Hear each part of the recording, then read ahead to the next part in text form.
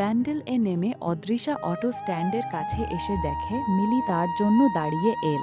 কিন্তু আজ তার চোখে মুখে কোনো আনন্দের ছাপ নেই। মিলি বুঝতে পারল আজ হয়তো ওর কিছু হয়েছে। মিলি সামানে অদৃশাকে জিজ্ঞাসা করে কি হয়েছে, কিন্তু অদৃশা কিছু বলে না। কলেজ এসে তারা ক্লাস করতে ঢুকে যায়। তখনও অদৃশা চুপচাপ। ক্লাস শেষ হওয়ার পর মিলি বারবার জিজ্ঞাসা করাতে অদৃশা তাকে সবটা খুলে বলে কি কি হয়েছে। ট্রেনে বেরতে বলতে সে কান্না করে দেয়। এরকম ওকে কেউ প্রথমবার এত কথা শুনিয়েছে কিনা। মিলিরও খুব রাগ ধরল রুদ্রিকার ওপর এসব শুনে। অন্যদিকে চণ্ডী দেবী রুদ্রিকা, সে তো ভয়ঙ্কর রূপ ধারণ করেছে বাড়ি আসতে না আসতেই। তার রাগ কমছেই না ওই মেয়েটার ওপর থেকে। রুদ্রিকা একটা সাদা কালারের শার্ট আর ব্লু জিন্স পরেছিল। জল পড়ে যাওয়ায় সাদা শার্টটা একটু নোংরা হয়ে গেছিল। ঘরে ঢুকেই দরজাটা বন্ধ করে ও শার্টটা খুলতে থাকে আর ওই ট্রেনের মধ্যে ঘটে যাওয়া ঘটনাগুলোকে মনে করতে থাকে আর রাগে ফুঁসোতে থাকে। শার্টটা খুলেই সে টান মেরে ফেলে দেয় আর বাথরুমে গিয়ে ফ্রেশ হয়ে নেয়। কিছুক্ষণ পরে তার দিদিয়া তাকে ডাকতে আসে কিছু খেয়ে নেওয়ার জন্য। তাই সে বাধ্য হয়ে নিচে আসে খেতে। নিচে খাবার টেবিলে বাবা আর দিদিয়ার সাথে একসাথে বসে খাবার খাচ্ছিল রুদ্রিকা। কিন্তু রুদ্রিকা একদম চুপচাপ, কিছু বলছেই না। তার বাবা তার মুখ চোখ দেখে আন্দাজ করতে পেরেছিলেন তার মেয়ে রেগে কোনো কারণে। তাই সে শ্রেয়াকে ফিস ফিস করে জিজ্ঞাসা করে, কি হয়েছে রে মা, রুদ্র এমন রেগে আছে কেন? শ্রেয়া তারপর মেসোকে সব বলতে থাকে ধীরে ধীরে।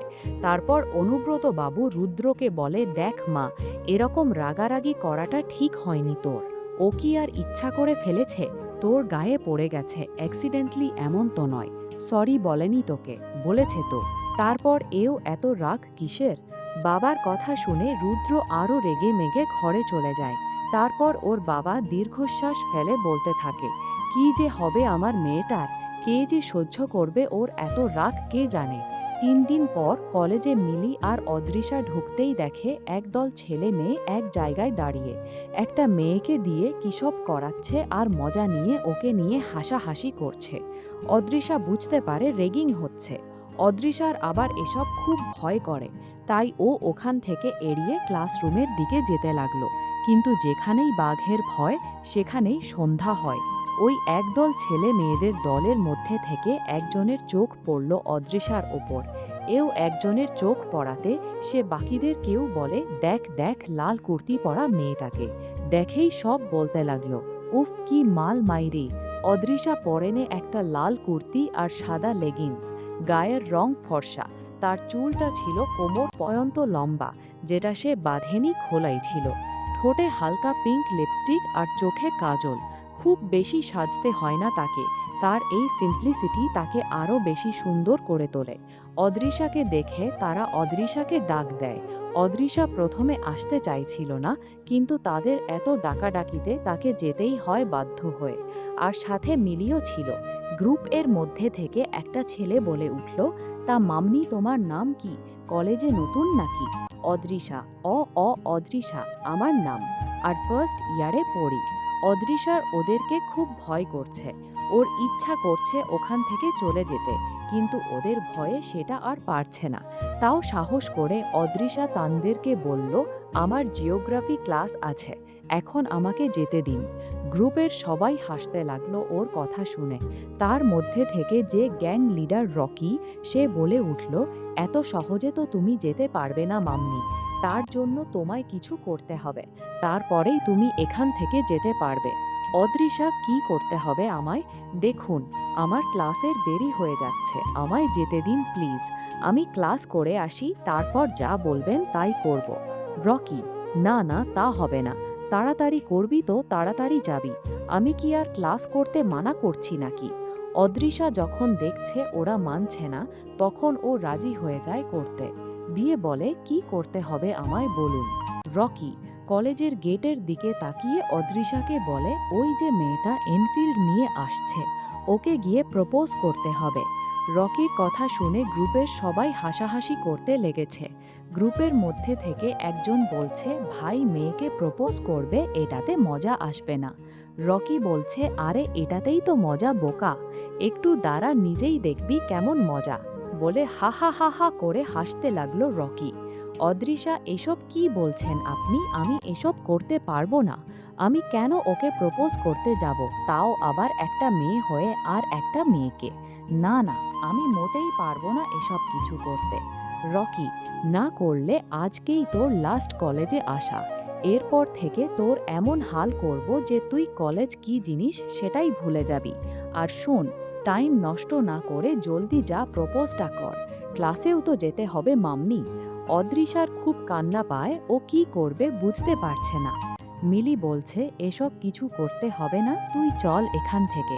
কিন্তু রকির দলেরা মিলিকে একটা ধাবড়ি দিয়ে চুপ করিয়ে দেয়। অদৃশা মনে মনে ভাবতে লাগলো, এসব না করলে যদি সত্যি সত্যি তার কলেজ আসা বন্ধ হয়ে যায়, তখন মা বাবা তাকে নিয়ে চিন্তিত হয়ে পড়বে। তাই অদৃশা আর কথা না বাড়িয়ে ওই মেয়েটাকে প্রপোজ করতে যাবে বলে ঠিক করে। অদৃশা যাওয়ার আগে তার হাতে একটা গোলাপ ফুল ধরিয়ে দেয়। রকি আর বলে, এইটা দিয়ে প্রপোজ করো মামনি, হা হা হা হা। অন্যদিকে মেয়েটা এনফিল্ড থেকে নেমে পার্ক করছিল বাইকটা।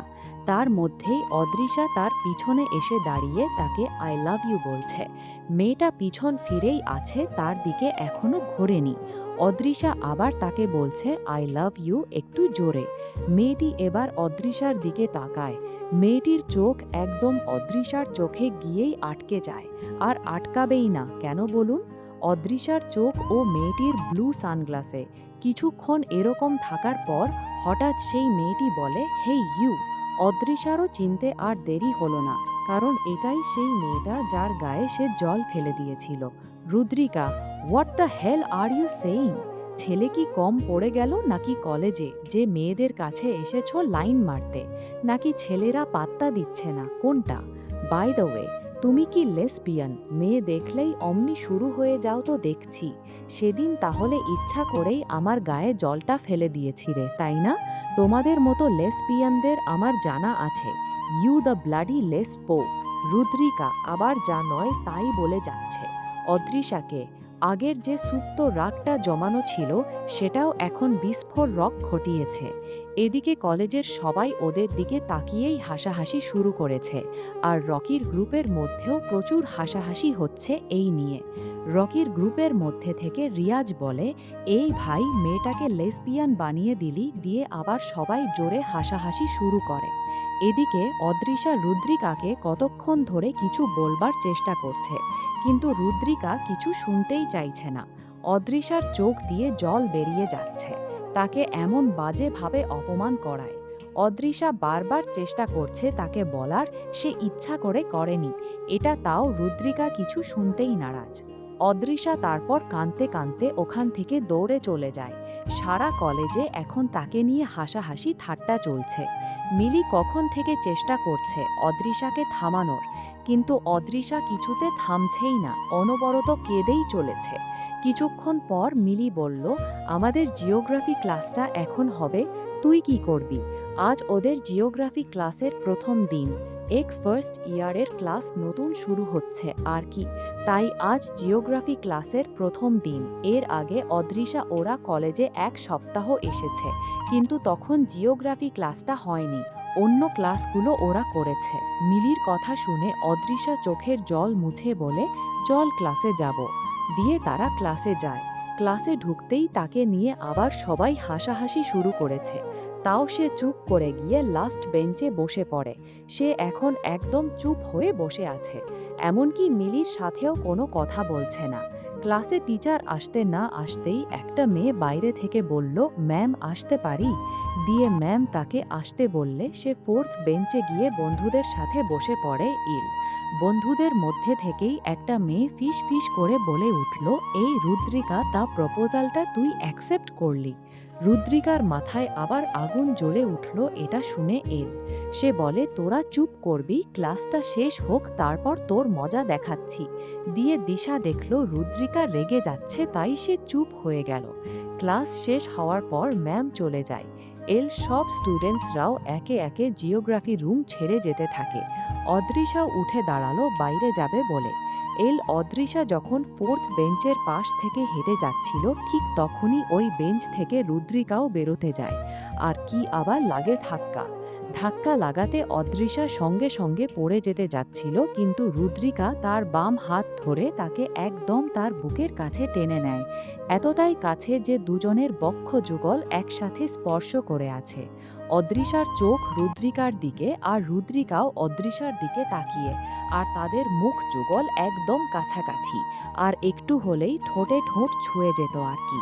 দুজনেই দুজনের নিঃশ্বাস ফিল করতে পারছে। রুদ্রিকার তো কেমন জানি হার্টবিটও বেড়ে গেছে।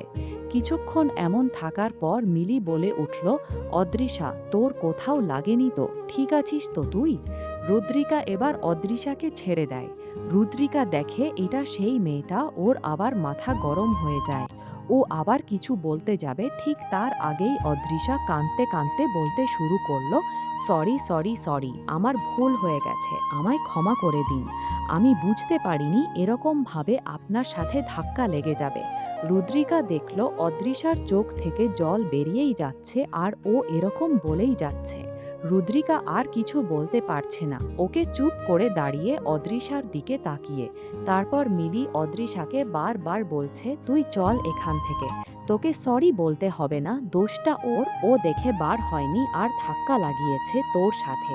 এল সো সরি, তুই মোটেই বলবি না, চল তুই এখান থেকে। রল দিয়ে অদৃশা মিলির সাথে বাইরে বেরিয়ে যায়। দিন ওরা আর ক্লাস করেনি। দুপুরের 2 থেকে 30 মিনিট ট্রেন ধরে অদৃশা বাড়ি চলে আসে। এই বাড়ি ফিরে চুপচাপ নিজের ঘরের দরজা আটকে শুয়ে শুয়ে কাঁদছে। ওর সাথে আজ যা হলো তাতে এরকম কান্না করাটাই স্বাভাবিক। অদৃশার মনে মনে ঠিক করলো আর কখনো ওই মেয়েটার সামনে যাবে না, যা নয় তাই বলে সবসময় ওকে অপমান করে। এগুলো মনে মনে ভাবতে ভাবতেই অদৃশার সেই ওর পড়ে যাওয়ার মুহূর্তটা মনে পড়ে যায়। ওর কেমন হার্টবিট বেড়ে যায় রুদ্রিকার এত কাছে থাকার মুহূর্তটা ভেবে। তারপর অদৃশাকে তার মা ডাকতে থাকে খাওয়ার জন্য। তারপর অদৃশা এসব ভাবা বাদ দিয়ে মায়ের কাছে খেতে যায়। পরবর্তী পার্টের জন্য অপেক্ষা করুন। গল্পটি ভালো লাগলে প্লিজ সাবস্ক্রাইব মাই চ্যানেল।